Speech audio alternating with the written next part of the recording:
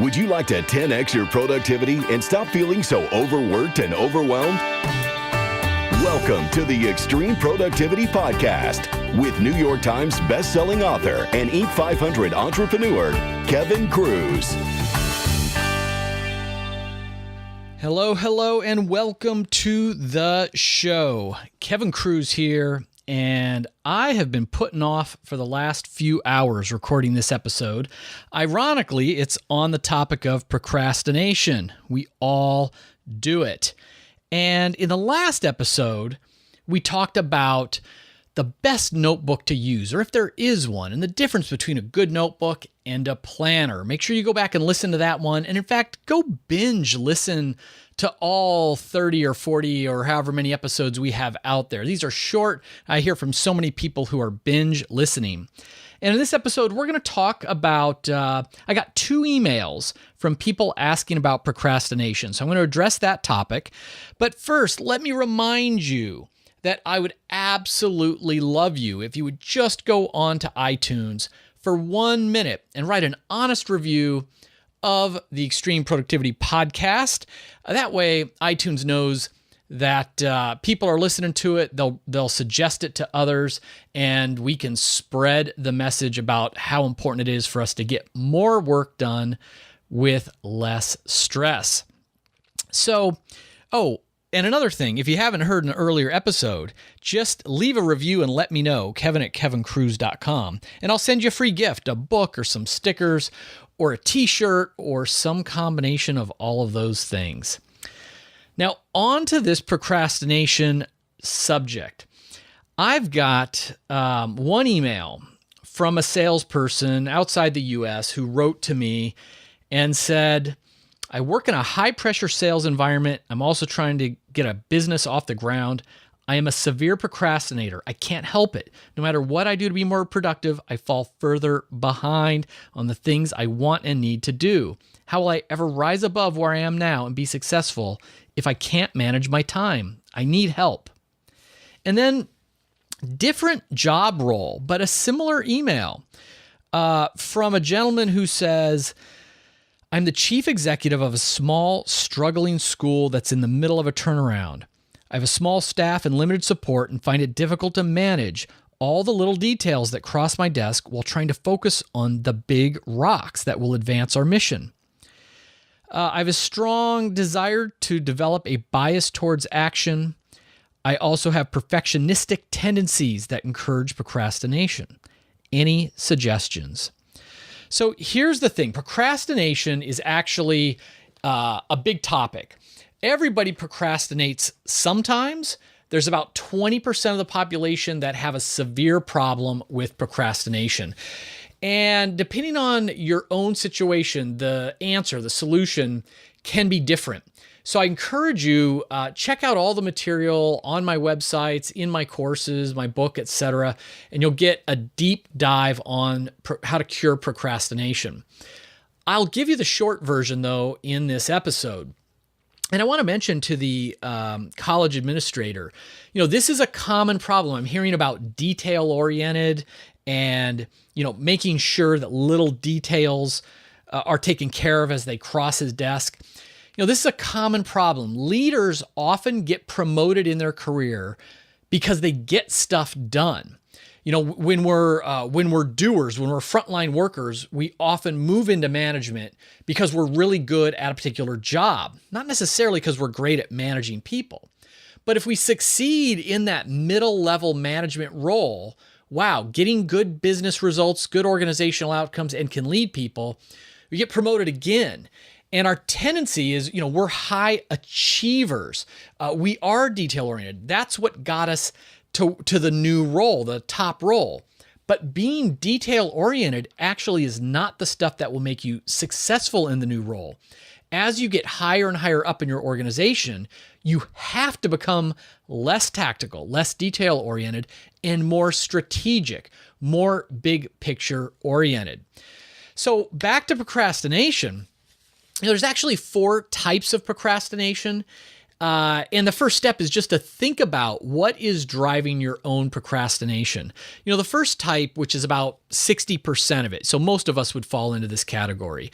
Procrastination is just, we do it because we choose to do something else that is more fun than the thing we're supposed to be doing, or it's easier than the thing that we're supposed to be doing. So we're putting it off.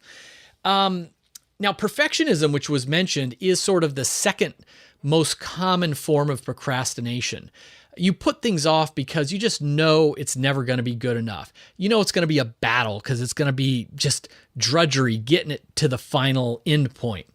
You don't want to start it because you're just not going to have the time to do it right. So why start when it just isn't going to be good enough? So a lot of us will procrastinate due to perfectionism.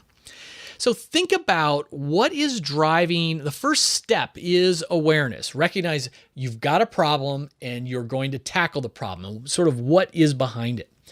Now, the second thing is you need to be really clear about what it is you're procrastinating on. Maybe you shouldn't be doing some of those things.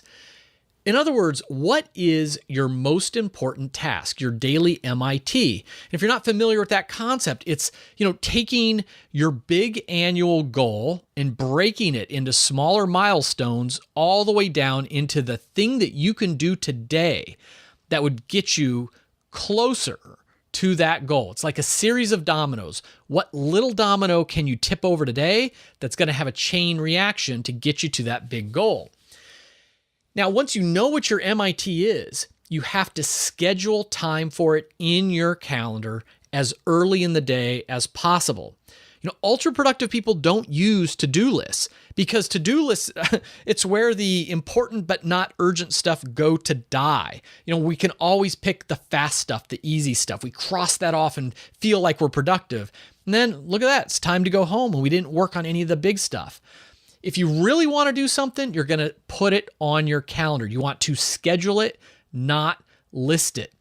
And it reminds me of this old story. I don't really like it for time management because it's just been done to death. But in case any listeners haven't heard it, there's a demonstration where you've got some big rocks in front of you and you've got a whole bunch of pebbles and gravel and a glass jar. And they say if you put the little pebbles in first, you fill up that jar with all those little pebbles and you can't get the big rocks in. But if you start with the big rocks and put in your 2, 3, 4 big rocks in your jar, in your mason jar, it's amazing how many of those little pebbles will still fill in. You can pour those in and they'll fill in around the cracks. So it's an old analogy, but it's true. When I hear people talk about it's difficult to manage the details that fly across my desk while trying to work on the big rocks, it's the wrong way to think about it. Make sure you know what the big rocks are, your MIT. Do those first. Do not think about the little details. Do not think about all those little pebbles until after you've put your time in on the big rocks, on the big things. The next step is when it comes to perfectionism, you've got to learn to get over it, especially at higher levels of leadership, and ultra-productive people are not perfectionists. Now, there's a couple of angles on this. First of all, you need to learn to delegate. People who have a perfectionism problem, usually it's true. They say, well, nobody can do this as good as I can do it. I can do it better. Or I'm going to give it to Kevin, but Kevin's only get it 90% done. I still got to come in and do that final 10%. You need to get over that. Getting something done and advanced, 90% good, 90% great, but without your time on it is good enough. Getting something done 90% great while giving Kevin that developmental opportunity or letting me have a feeling of ownership. Now, this is my project, not your project that I happen to be working on. Getting to that 90% good enough is important. And, speed kills. You want to take your lessons from the software industry. When Windows 1.0 came out, it was a disaster. And then they started fixing bugs with 1.1 and 1.2 and 1.3. But they were giving people something to buy and to lock into. And look, we're at Windows whatever version. It's still buggy. It's still not ideal. Books are published with typos and then they're corrected in the second printing. It's all about innovating and iterating. People do not expect perfection anymore. They expect speed. Fifth, you want to get an accountability partner. Now, this is so important. I mean, this is great for anything you're working, whether it's health or getting out of debt or whatever. But when it comes to procrastination, what you want to do is have someone you can check in with at the end of each day, and you let them know, did you work on your big rock or not? What is your most important task, your big rock for the next day? And usually it's really easy to break a commitment to yourself. It's really easy to change a plan on you. But when you have to fess up to your spouse, to your business partner, to a peer at another college, to a sales partner, that, hey, last night I told you I was going to work on this number one thing between 8 and 10 a.m. this morning, and I didn't do it. Well, you're going to be more likely to actually do it the next day. At the very least, if you have an administrative assistant, have your admin just ask you, how many hours or how many minutes today did you spend working on your most important task, on your big rocks? Today, it was 0. Okay, next day, she asks, how much time is it? Today, I spent 20 minutes. Track your progress. Have your admin come back every week, every month, every quarter and say, okay, your first 2 weeks of doing this, you averaged 15 minutes a day working on your most important things. You procrastinated the rest of the time. But look at this, in the last month, wow, you're up to 3 hours of focused big rock time. So you want an accountability partner. The last thing is, now this is a weird one, so hang with me. You want to cure your procrastination with time travel. You're going to time travel in your mind because your future self is the enemy of your best self. The future self is going to sabotage your present day best intentions. So you need to project into the future. Think about those big rocks that have to be moved, those big initiatives that are going to advance your mission, and think about, okay, how is the future version of me, how's evil Kevin tomorrow going to sabotage my plan?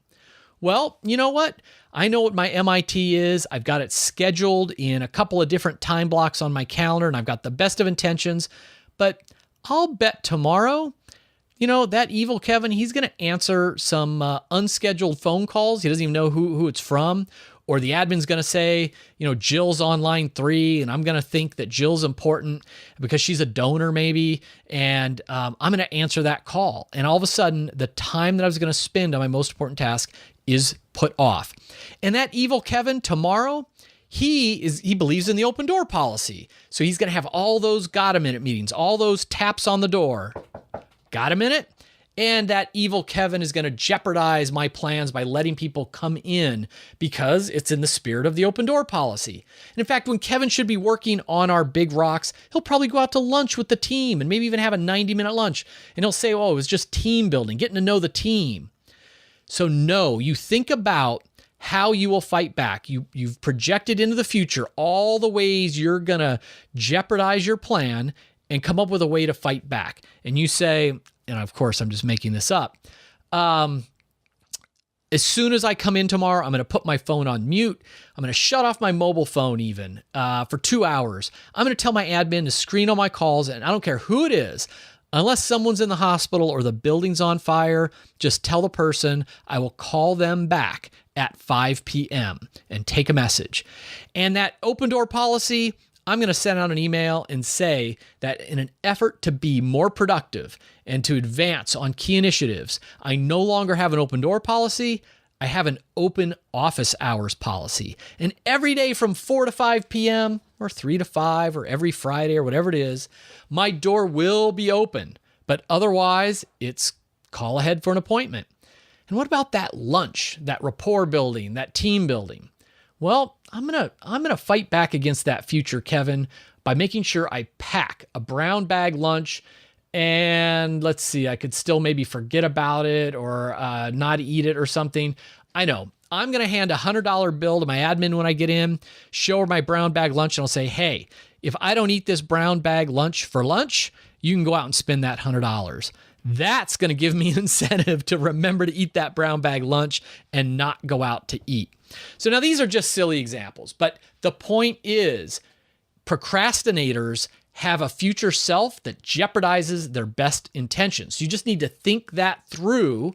If you're going to procrastinate going for that jog as soon as you wake up, well, put your workout clothes and your sneakers right next to the bed so you're standing on them. Think through how you will jeopardize your best self and begin to fight back. So let me recap. Remember, procrastination, we all do it, so don't be too hard on yourself. But when you procrastinate so much that it's getting in the way of achieving your big, most important goals, this is what you do. Think about it. Make sure you understand the reasons why or what's going on. Be really clear on your most important daily task. Schedule it. Earlier in the morning, the better, so the inevitable fires and stuff like that don't happen. Schedule uninterrupted time. Work on it first thing in the morning, before you get on email, before you check voicemail, before you get on social media, before you walk around and check in on the team. Schedule your daily time to work on your rocks early in the morning. Perfectionism, get over it. Think about everything on your calendar. Can you delete it? Can you delegate it? Can you redesign it and do it so that it's just good enough? This day and age, speed kills. Find an accountability partner who's going to check in. How did you do today? Did you procrastinate or did you get done what you wanted to get done? Last but not least, time travel. Know the way, know what your patterns are, know what your triggers are, know all the things that you will do telling yourself tomorrow that you have a legitimate reason to do. Fight back now. Hey, thanks for these 2 emails. I could tell they were heartfelt, 2 great individuals who care about their organizations and their careers. And I hope that this has given you some ideas, some motivation to actually make a breakthrough in this area of procrastination. Until next week, everybody, remember, master your minutes to master your life.